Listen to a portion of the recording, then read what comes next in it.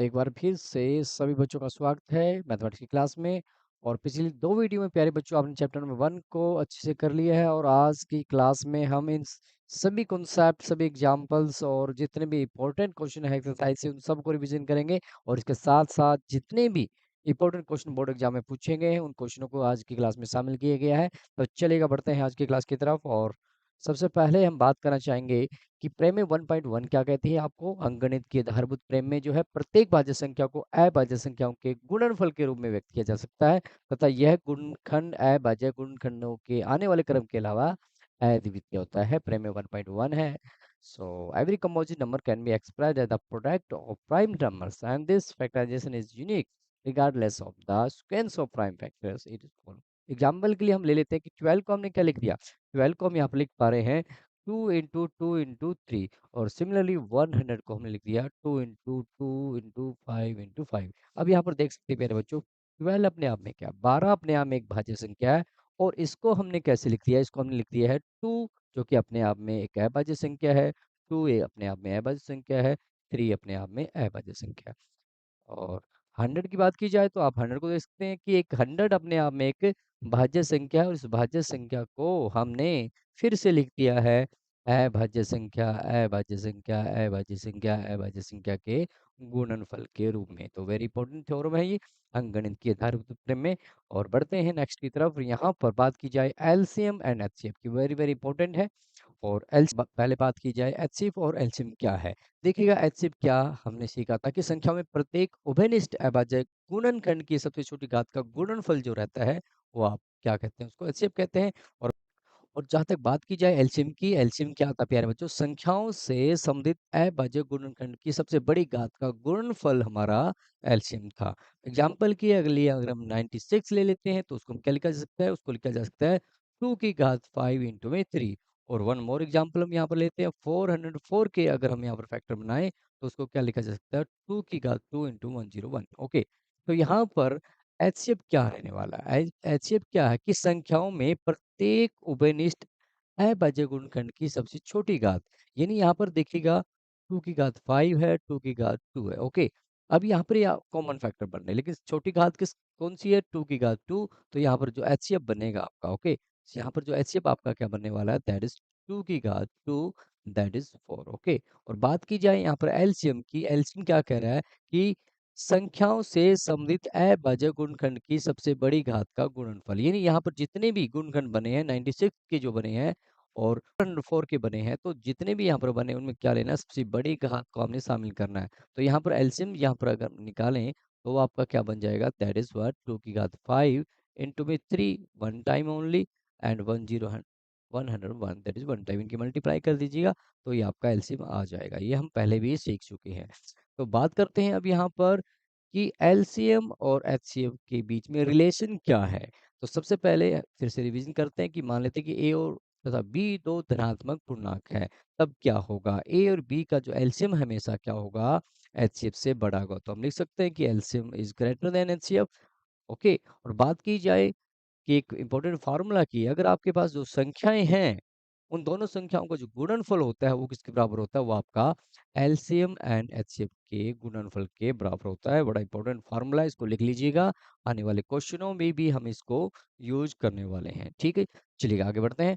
प्रमेय 1.2 की बात करते हैं, इंपॉर्टेंट है। ये क्या कहते हैं कि मान लीजिए p एक अभाज्य संख्या है, और यदि p a स्क्वायर को विभाजित करती है तो p a स्क्वायर के वर्गमूल यानी a को भी विभाजित करेगी, जहां a एक आपका पॉजिटिव इंटीजर रहने वाला है। उदाहरण के लिए यहाँ पर हम देखते हैं कि जो 2 है अपने आप में एक प्राइम नंबर है, और जो 2 है 36 यानी 6 का स्क्वायर को डिवाइड कर रहा है, तो 2 मेरा क्या करेगा, 6 की स्क्वायर के वर्गमूल यानी 6 को भी विभाजित करता है। वेरी इंपॉर्टेंट है। इस प्रेम्य के आधार पर हम एक जो बड़ा क्वेश्चन बनता है एग्जाम के लिए 3 मार्क्स के लिए, वो हम बड़े आसानी से यहाँ पर कर पाएंगे।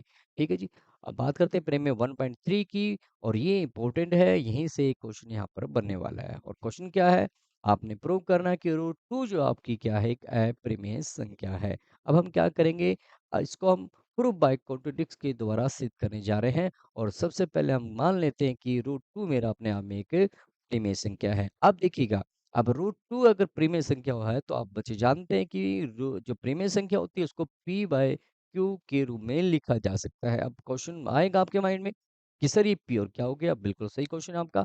प्यारे बच्चों, पी और क्यू क्या है आपके, पी और क्यू जो है पूर्णांक संख्याएं यहाँ पर आपने लेनी है, और क्यू की वैल्यू जो है जीरो के बराबर नहीं लेनी है। क्यों नहीं लेनी है? अगर हम सपोज कीजिएगा हमने पी और क्यू पूर्णांक संख्या, पी की वैल्यू 7 ले ली है और क्यू को अगर हमने जीरो ले लिया है तो ये अपरिभाषित हो जाता है। तो इसलिए हम क्या कहेंगे कि हमने यहाँ पर क्यू की वैल्यू जीरो नहीं लेनी है। और नंबर थर्ड, पी और क्यू का एचसीएफ 1 है, ये हम यहाँ पर लेके चलते हैं। और इम्पोर्टेंट पॉइंट ये रहने वाला इस क्वेश्चन का की पॉइंट है ये, इसी की बेस पर हम इस क्वेश्चन को यहाँ पर करेंगे। ठीक है, चलिए बढ़ते हैं। दोनों और वर्क करने पर, किसका वर्क करना है, इक्वेशन 1 का, तो हम लिख लेते हैं एक बार इसको। रूट टू का आपने क्या कर दिया, वर्क कर दिया है, तो राइट साइड में आपका क्या हो जाएगा, P square over Q square हो जाएगा। Okay, so squaring on we get 2 and that is P square over Q square. Okay, so अगर हम इसको यूं इस प्रकार लिख दें कि मेरा जो क्यू स्क्वेयर है, ओके, क्यू स्क्वेयर मेरा क्या है, क्यू स्क्वेयर मेरा है पी स्क्वेयर ओवर 2 हो गया। ओके, सो हमने पढ़ा था अभी प्रेम में 1.2 की थी, वहां पर हमने पढ़ा था कि अगर एक प्राइम नंबर है और वो किसी पी स्क्वेयर को डिवाइड कर रहा है तो वो पी को भी भाग करेगा। ओके, तो हम यहाँ पर लिखेंगे टू जो मेरा क्या कर रहा है, टू मेरा पी स्क्वेयर को विभाजित कर रहा है, तो हम कह सकते हैं कि टू मेरा क्या करेगा, टू मेरा पी को भी विभाजित करेगा। ओके, प्रेम में 1.2 यहाँ पर हमने यूज किया, टू पी को विभाजित करता है।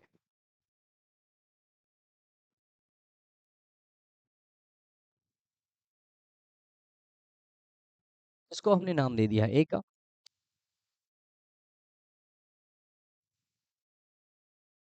अब 2p को विभाजित कर रहा है, इसका मतलब क्या हुआ, इसका मतलब ये होना कि 2 के टेबल में p आ रहा है। ओके, एग्जाम्पल के लिए हम कहें कि 2 के टेबल में 18 आ रहा है, इसका मतलब क्या होगा कि 2 को किसी न किसी नंबर यहाँ 9 लेंगे तो मुझे 18 मिल जाएगा। ओके, तो सिमिलरली हम कह सकते हैं कि 2 p को विभाजित करता है, तो 2 को किसी न किसी नंबर मान लेते a हमने लिया, तो ये क्या कर रहा है, हमें p देता। ओके, अब हमारे पास क्या हुआ, p की वैल्यू हमारे पास आ चुकी है। क्या हो अगर p का मान इक्वेशन नंबर 2 जो है मेरी, ये इसके अंदर पुट कर देते हैं, तो मुझे क्या मिलेगा, लिख देते हैं कि p का मान इक्वेशन नंबर 2 में रखने पर, ओके, 2 में हमने रखा तो क्या मिला प्यारे बच्चों, चलिएगा पुट कर देते हैं। 2 is equal to p, p is what, 2a। Okay, p की वैल्यू हमने 2a रख दी है, डिवाइड बाय क्यू स्क्वेयर हो गया। ओके, सो इसको सॉल्व करेंगे तो मेरे पास क्या आ जाएगा, 4a² over Q square. Okay, so हल कर लेते हैं। 2 is equal to this one, so cross multiply करेंगे तो 2q² मेरा क्या आ जाएगा, that is 4a²। Okay, cancel कर देंगे, 2 मेरा 4 को कैंसिल करेगा तो 2a² मेरे पास क्यू स्क्वेयर आ चुका। ओके, हम क्या कहेंगे, मेरे पास क्या आ चुका है कि 2a² is equal to q square, और हम कहेंगे यहाँ से कि ए स्क्वेयर मेरा क्या आ रहा है, ए स्क्वेयर की जो वैल्यू मेरी बनी है वो क्या बनी है, क्यू स्क्वेयर ओवर 2 बन चुकी है। ओके, अब फिर से आपको पता है कि 2 अपने आप में एक प्राइम नंबर है जो कि क्यू स्क्वेयर को विभाजित करता है, तो प्रेम में 1.2 क्या कहती है, उसको अप्लाई करेंगे तो हम यहाँ पर ये लिख पाएंगे, अगर 2 एक प्राइम नंबर है जो कि क्यू स्क्वेयर को विभाजित करता है, तो 2 मेरा क्या करेगा, 2 मेरा क्यू को भी विभाजित करेगा। ओके,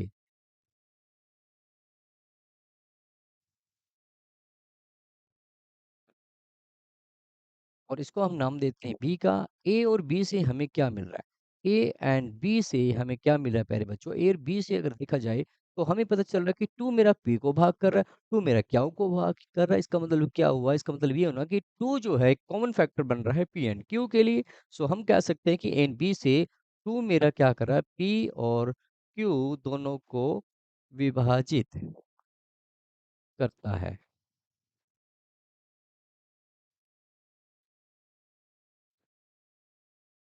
ओके, सो हम कह सकते हैं कि टू क्या है, टू मेरा पी और क्यू का एचसीएफ है। ओके, अब यहाँ पर देखिएगा पॉइंट नंबर 3 हमने क्या लेकर चले, पॉइंट नंबर 3 में हमने लिया प्यारे बच्चों कि पी और क्यू का जो एचसीएफ है वो 1 है, लेकिन हमें जो रिजल्ट मिला है वो क्या मिला है कि पी और क्यू का एचसीएफ 2 है। तो अब ये तो बात कैसी होगी, कॉन्ट्रडिक्स बात हो रही है। एक तरफ हम कह रहे हैं कि पी और क्यू का एचसीएफ 1 है, और यहाँ पर जो हमें रिजल्ट मिला है वो ये मिला कि पी और क्यू का एचसीएफ 2 है। ये सब क्यों हो रहा है?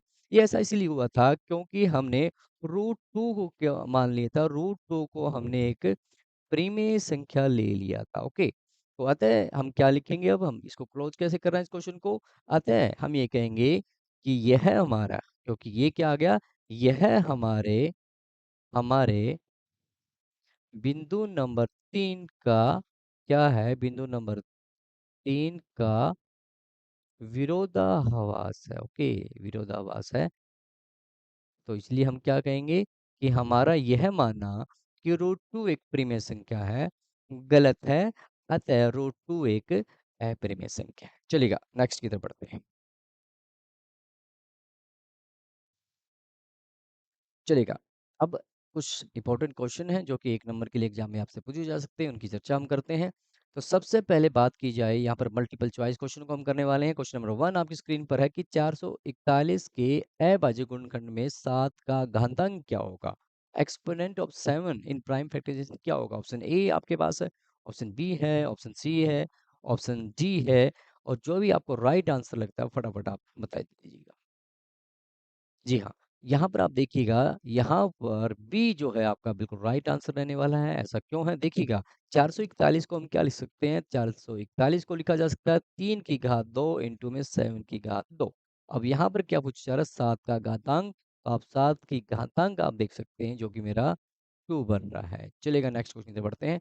तो चलिए बढ़ते हैं नेक्स्ट क्वेश्चन की तरफ। क्वेश्चन नंबर 2 आपकी स्क्रीन पर है, अभाज्य गुणनखंड विधि द्वारा 35, 20 एंड 15 का आपने एचसीएफ ज्ञात करना है। आपके पास ऑप्शन ए है दैट इज 35, ऑप्शन बी है 15, ऑप्शन सी है 420, ऑप्शन डी है 5। जल्दी से अपने आंसर को लॉक कर दीजिएगा, और इसका जो आंसर है वो क्या होने वाला है, दैट इज द 5। ये अब कैसे हुआ 5 कैसे, पास जो दिया हुआ है वो क्या है, 35, 20, 15 है।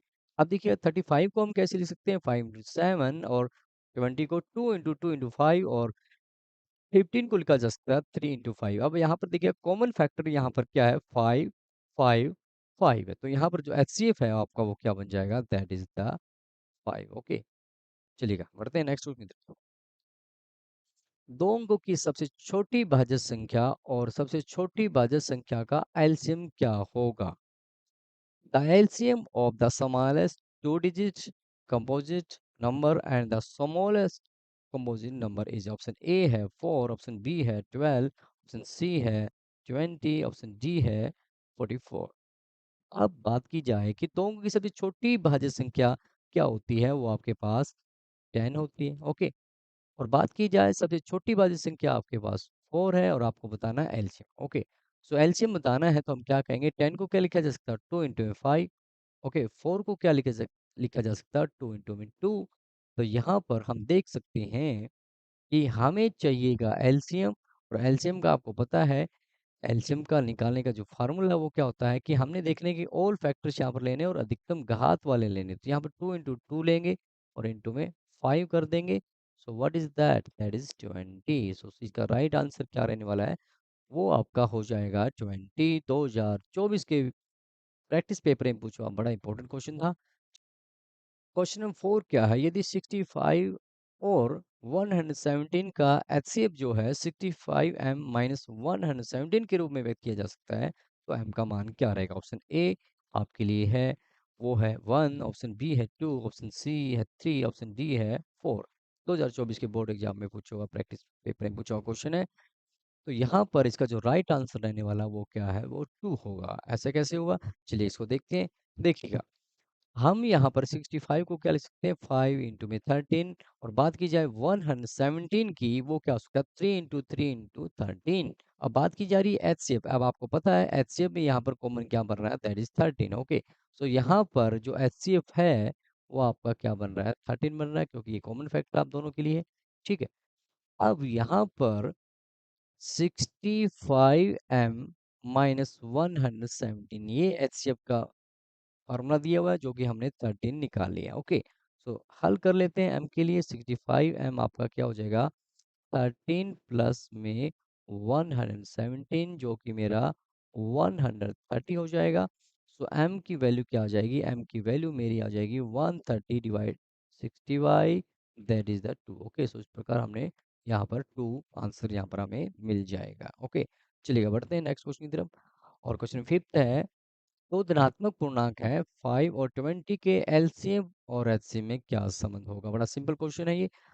ऑप्शन ए है कि एलसीएम और एचसीएफ क्या हो जाएगा, दोनों का बराबर हो जाएगा। ऑप्शन बी है कि LCM is greater than HCF. Option C है that is LCM is less than HCF. और ऑप्शन डी है इनमें से कोई नहीं। Okay, so A B C D जो भी आपको राइट आंसर लगता है। देखिएगा, हमने किया है क्वेश्चनों को, जितने भी क्वेश्चन किया आपने देखा होगा कि हमेशा मेरा एलसीएम क्या है, मेरा एलसीएम एचसीएफ से बड़ा है। तो यहाँ पर जो राइट आंसर आपका क्या रहने वाला है, वो आपका हो जाएगा ऑप्शन बी कि LCM is greater than HCF. Okay, 2018 के बोर्ड एग्जाम में पूछा हुआ क्वेश्चन है, इंपॉर्टेंट क्वेश्चन था।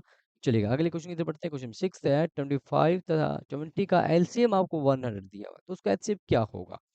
2021 एग्जाम में पूछा हुआ क्वेश्चन है। ऑप्शन ए 100, ऑप्शन बी है 20, ऑप्शन सी है 25, ऑप्शन डी है दैट इज 5। ओके, सो हमें यहाँ पर बताना क्या है, एचसीएफ हमने फाइंड आउट करना है, संख्याएं हमें दी हुई है।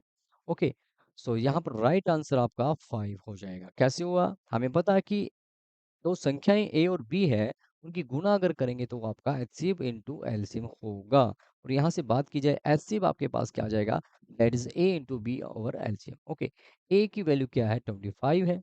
ओके, एंड बी की वैल्यू जो आपकी 20 है। Okay, LCM what is given, LCM that is 100। Okay, so फॉर्मूले पुट कर दिया है। 20 100 को कैंसिल करेगा, 5 5 कैंसिल करेगा 25 को, तो मेरे पास जो एचसीएफ है वो क्या आ जाएगा, 5 आ जाएगा। ओके, 2021 के एग्जाम में पूछा हुआ इंपॉर्टेंट क्वेश्चन है। चलिएगा आगे बढ़ते हैं। निम्नलिखित में से कौन सी एक अप्रिमेय संख्या है। 2022 के बोर्ड एग्जाम में पूछा हुआ बड़ा इंपॉर्टेंट क्वेश्चन है। ऑप्शन ए आपके पास है that is 2 into 104। Option B है दैट इज 109। ऑप्शन सी है that is 2 plus root 3। Option D है दैट 0.35 बार। ओके, सो यहाँ पर आपको बताना है अप्रिमेय संख्या बताना। ओके, देखिएगा तो यहाँ पर इसको क्या लिखा जा सकता है, 2 इंटू में 2 दैट इज 4। तो 4 आपके पास क्या हो जाती है, प्रीमिय संख्या। रूट 9 की वैल्यू 3 है।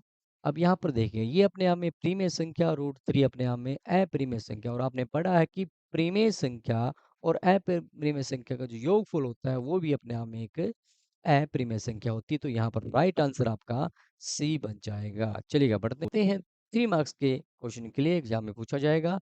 क्वेश्चन नंबर 10 क्या है कि दर्शाइए कि रूट 5 एक अप्रिमेय संख्या है। ओके, सेम क्वेश्चन है, सेम कॉन्सेप्ट यहाँ पर लगाएंगे। 2023 के बोर्ड एग्जाम में पूछा हुआ क्वेश्चन है और हम इसे सिद्ध करेंगे प्रूफ बाय कॉन्ट्रडिक्ट के द्वारा। चलिएगा मान लेते हैं कि रूट 5 अपने आप में एक प्रीमिय संख्या है। अब रूट 5 को प्रीमिय संख्या मानेंगे तो हमें पता है कि हम इसको लिख सकते हैं पी ओवर क्यू के रूप में, क्योंकि प्रीमिय संख्या हमने मान लिया।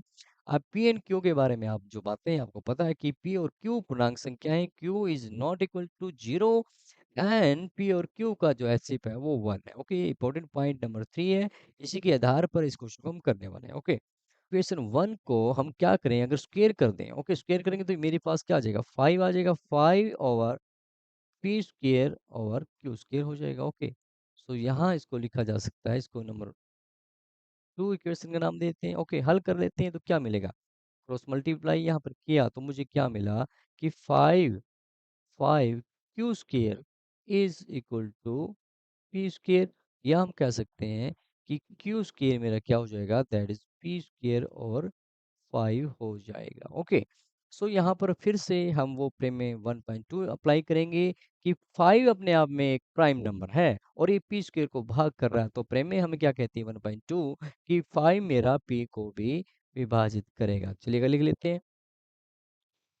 अब जो 5 है पी को विभाजित कर रहा है, इसका मतलब क्या होगा प्यारे बच्चों, इसका मतलब तो ये होना कि 5 के टेबल में पी आ रहा है और 5 को किसी न किसी नंबर से मल्टीप्लाई करके मुझे पी प्राप्त हो सकता है। तो इसलिए हम क्या लिखेंगे, इसलिए हम लिख देंगे कि 5 को मैंने एक पूर्णांक से मल्टीप्लाई किया है तो मुझे p मिल रहा है। ओके, अब हमारे पास p की वैल्यू आ चुकी है और इस वैल्यू को अगर हम इक्वेशन नंबर 2 में पुट करें तो मुझे क्या रिजल्ट मिलने वाला है, 5 is equal to p square that is 5a। Okay, so 5a square over q square हो जाएगा। ओके, यहाँ इसको हल करें, क्रॉस मल्टीप्लाई मैंने किया तो मुझे क्या मिला, 5 q square is equal to 25 a square. Okay, अब हल कर लेते हैं ए स्क्वेयर के लिए।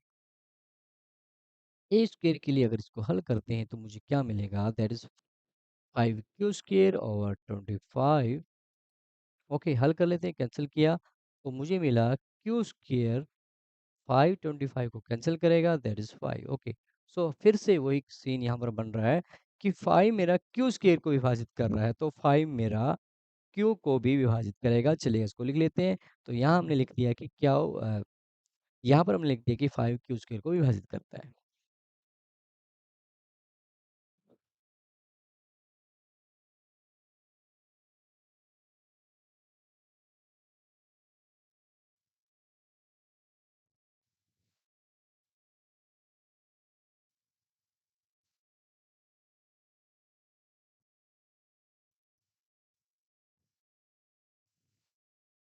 देखिएगा, हमें पता चला कि 5 मेरा जो है क्या कर रहा था, 5 मेरा p को विभाजित कर रहा था जिसको मैंने a का नाम दे दिया, और 5 मेरा q को विभाजित कर रहा है जिसको मैंने b का नाम दे दिया। ओके, a और b से हमें क्या मिलेगा, a एंड b से मुझे क्या मिला है, और मैं क्या देख पा रहा हूँ कि 5 मेरा p को विभाजित कर रहा है, 5 मेरा q को विभाजित कर रहा है।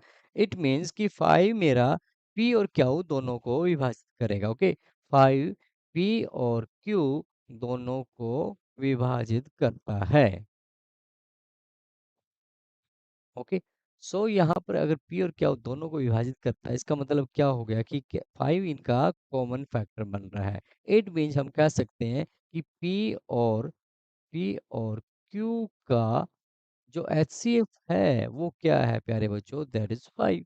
ओके, सो हम यहाँ पर पॉइंट नंबर 3 लेकर चले तो पॉइंट नंबर 3 में हमने पढ़ा था, हम लेकर चले थे कि पी और क्यू का HCF तो 1 है, और हमें परिणाम जो मिला वो क्या मिला है, वो मिला है कि पी और क्या होगा इससे 5 है। ओके, ये तो कॉन्ट्रडिक्स हो गया, है ना।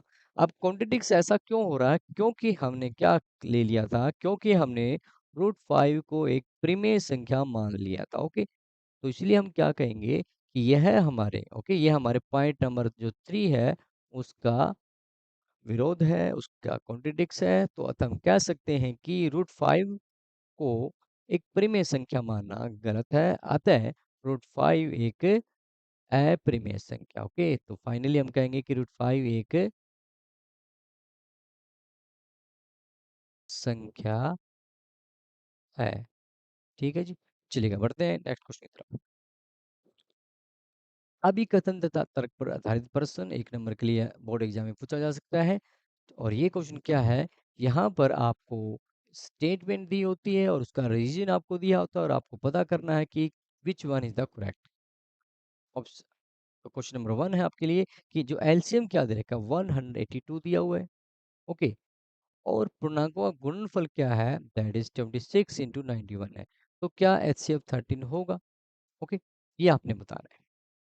सो यहाँ पर क्या क्या कह रहा है, कारण क्या कह रहा है कि एलसीएम गुणा में पूर्णांक का गुणनफल, दैट इज HCF। ओके, यहाँ पर ऑप्शन आपके पास ऑप्शन ए है कि अभिकथन तथा कारण दोनों सत्य है और कारण अभिकथन की सही व्याख्या करता है। ऑप्शन बी क्या है, अभिकथन और कारण दोनों सत्य है लेकिन कारण अभिकथन की सही व्याख्या नहीं करता है। ऑप्शन सी है, अभिकथन सत्य है लेकिन कारण गलत है। ऑप्शन जी क्या है, दावा गलत है लेकिन कारण सत्य है। इसका जो राइट आंसर है वो क्या बनेगा, सी बनेगा, अभिकथन सत्य है। देखिएगा आप यहाँ पर अगर इनका एलसीएम निकालें, ओके, गुणनफल दिया हुआ है, एचसीएफ दिया हुआ है, तो हमें पता है कि एलसीएम जो होता है वो क्या होता है, दैट इज व्हाट, हम क्या करेंगे, दोनों नंबरों की मल्टीप्लाई कर देंगे।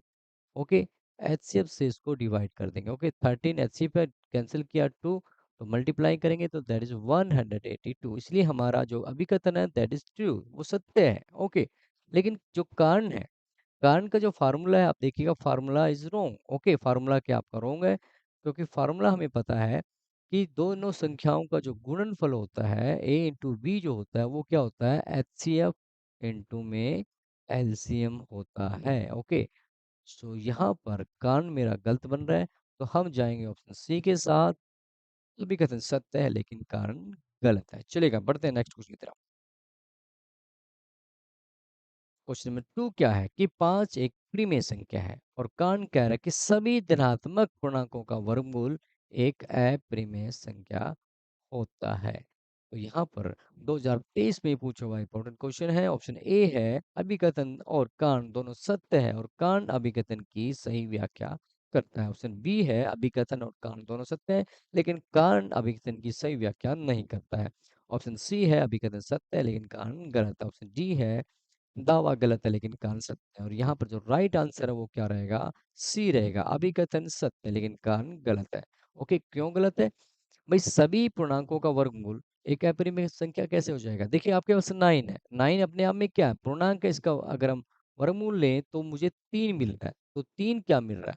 3 तो मेरा अपने आप में एक परिमेय संख्या मुझे यहाँ पर मिल रहा है। जबकि कारण क्या कह रहा है कि सभी सभी धनात्मक पूर्णांकों का वर्गमूल एक अपरिमेय संख्या होता है। तो ये अपने आप में फाल्स हो गया, ये ट्रू हो गया। इसलिए हमने ऑप्शन सी यहाँ पर चुना है। चलिए आगे बढ़ते हैं। क्वेश्चन नंबर थर्ड है, अभिकथन क्या कह रहा है कि 4050 को 2 × 3 पावर 4 × 5 की पावर 2 के रूप में लिखा जा सकता है। कारण क्या कह रहा है? कहता है प्रत्येक भाज्य संख्या को अभाज्य संख्याओं के गुणनफल के रूप में व्यक्त किया जा सकता है तथा यह गुणनखंड अभाज्य गुणनखंडों के आने वाले क्रम के अलावा अद्वितीय होता है। तो यहाँ पर गणित के आधार में जो है उसको यहाँ पर कारण बताया जा रहा है। और ऑप्शन ए आपके पास, ऑप्शन बी है, ऑप्शन सी है, ऑप्शन डी है। ओके, यहाँ पर प्यारे बच्चों बिल्कुल सही है। अगर आप इसको हल करेंगे तो हमें क्या मिलेगा? 4050 मिलेगा। और जो कारण है बिल्कुल सही है और ये जो कारण है इसकी सही व्याख्या भी करता है। तो हम यहाँ पर जाना चाहेंगे ऑप्शन ए के साथ कि अभिकथन और कारण दोनों सत्य है और जो कारण है अभिकथन की सही व्याख्या करता है। तो चलिएगा बढ़ते हैं नेक्स्ट क्वेश्चन की तरफ। अब यहाँ पर केस स्टडी बेस्ड क्वेश्चन भी यहाँ पर हम शामिल करने जा रहे हैं क्योंकि यहाँ पर 4 नंबर के लिए बोर्ड एग्जाम में ये क्वेश्चन पूछा जा सकता है। ओके, सो यहाँ पर केस स्टडी क्वेश्चन आपके लिए क्या है? क्वेश्चन नंबर 13 है कि 10वीं कक्षा के छात्रों के पढ़ने के कौशल को बढ़ाने के लिए स्कूल आपको और आपके 2 दोस्तों को कक्षा पुस्तकालय स्थापित करने के लिए नामांकित करता है। कक्षा 10th के 2 सेक्शन है, सेक्शन ए और सेक्शन बी। सेक्शन ए में 32 स्टूडेंट हैं, सेक्शन बी में 36 स्टूडेंट। ओके, सो आपने क्या करना होता है, इसको ध्यान से पढ़कर पूछे गए क्वेश्चनों का आंसर देना होता है। ओके, सो क्वेश्चन यहाँ पर फर्स्ट है कि कक्षा पुस्तकालय के लिए आप न्यूनतम कितनी पुस्तकें प्राप्त करें ताकि उन्हें सेक्शन ए जिसके अंदर 32 स्टूडेंट है और सेक्शन बी जिसके अंदर 36 स्टूडेंट है छात्रों के बीच समान रूप से वितरित किया जा सके। ओके, ऑप्शन ए आपके पास है 144, ऑप्शन बी है 128, ऑप्शन सी है 288, ऑप्शन डी है 272। ओके, तो सो यहाँ पर हम इसको कैसे करेंगे? तो इसका जो राइट आंसर है वो क्या रहने वाला है? That is 288। ये कैसे हुआ? देखिए 32 को हम क्या लिख सकते हैं? 32 को लिखा जा सकता है दैट इज 2 पावर 1 2 3 4 5। ओके, 2 की घात 5 के रूप में लिखा जा सकता है। और बात की जाए 36 की, उसको क्या लिखा जा सकता है? दैट इज 2 की घात 2 इंटू में 3 की घात 2। ओके, सो हमें एक ऐसा नंबर चाहिए जो 32 से भी डिवाइड हो जाए, 36 भी डिवाइड हो जाए। तो वो नंबर मेरा क्या होगा? वो नंबर मेरा इनका एलसीएम होगा। ओके, सो एलसीएम मेरा क्या बन जाएगा? आपको पता है वो क्या बनेगा? 2 की पावर 5 इंटू में 3 की पावर 2, इसको हल करेंगे तो मुझे 288 मिल जाएगा। ओके, सो हम यहाँ पर सी ऑप्शन के साथ जाना चाहेंगे। चलिएगा अगले क्वेश्चन की तरफ बढ़ते हैं। क्वेश्चन नंबर 2 है, यदि दो धनात्मक पूर्णांकों का गुणनफल उनके एचसीएफ और एलसीएम के गुणनफल के बराबर है तो एचसीएफ क्या होगा? ऑप्शन ए आपके पास 2 है, ऑप्शन बी जो है 4, ऑप्शन सी 6, ऑप्शन डी जो है 8 है। ओके, सो यहाँ पर आपको राइट आंसर बताना है। देखिएगा यहाँ पर आपसे पूछा जा रहा है कि इसका एचसीएफ क्या होगा। ओके, सो यहाँ पर एचसीएफ यहाँ पर 4 होगा। वो एचसीएफ से आपसे पूछा जा रहा है 32 को हमने अभी लिखा, वो क्या लिखा? 2 इंटू में 2 इंटू में 2। ओके, इंटू में 30 हो गया। ओके, 32 को हम लिख सकते हैं, वो क्या लिख सकते हैं? 2 की घात 5 के रूप में। ओके, और बात की जाए 36 की तो 36 को हम क्या लिख सकते हैं? 2 इंटू में 2 इंटू में। ओके, सो 36 को लिखा जा सकता है, वो क्या लिखा जा सकता है? 2 की घात 2 इंटू में 3 की घात 2। ओके, सो एचसीएफ यहाँ से पूछा जा रहा है। ओके, एचसीएफ आपका क्या बन जाएगा? That is 2 power 2 that is 4। Okay, so we will go with option B that is 4। चलिएगा अगले क्वेश्चन की तरफ बढ़ते हैं। अगला क्वेश्चन है कि 36 को इसके अभाज्य संख्याओं के गुणनफल के रूप में व्यक्त किया जा सकता है। 36 को हम कैसे लिखते हैं? ऑप्शन ए है 2 की पावर 2 इंटू 3 की पावर 2। ऑप्शन बी है 2 की पावर 1 इंटू 3 की पावर 3। ऑप्शन सी है 2 की पावर 3 इंटू 3 की पावर 1। ऑप्शन डी है 2 की power 1 into 3 power 1। Very simple question है। तो हम जाना जाएंगे राइट आंसर के साथ, दैट इज ए। ओके, आप इसको अगर मल्टीप्लाई करके हल करेंगे, दैट इज 4 इंटू में 9 and that is 36। Okay, so is the right answer. चलिएगा, बढ़ते हैं अगले क्वेश्चन की तरफ। 7 इंटू 11 इंटू 13 इंटू 15 इंटू, यहाँ पर ये प्लस आना चाहिए। 15 क्या है? क्या है ये अपने आप में? ऑप्शन ए है अभाज्य संख्या, ऑप्शन बी है भाज्य संख्या, ऑप्शन सी है ना भाज्य ना अभाज्य, ऑप्शन डी उपयुक्त में से कोई नहीं। ओके, इसको हल कर दीजिएगा। तो इसका राइट आंसर आपके पास क्या रहेगा? भाज्य संख्या। वो कैसे दिखेगा? 15।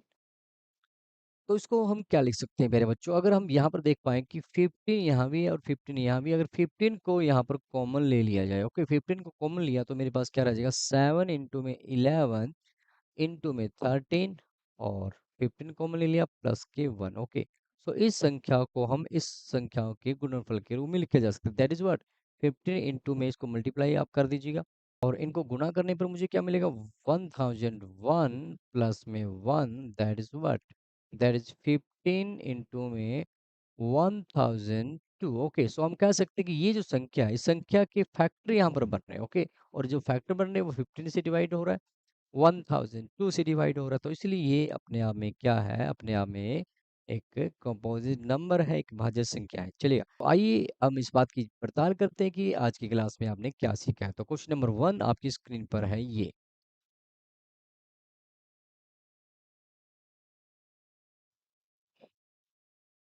चलिएगा, बढ़ते हैं क्वेश्चन नंबर 2 की तरफ।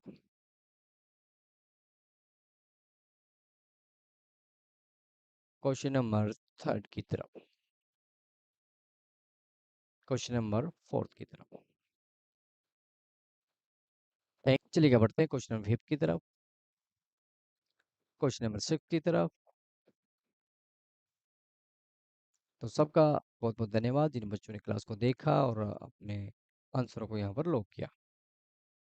Thank you very much.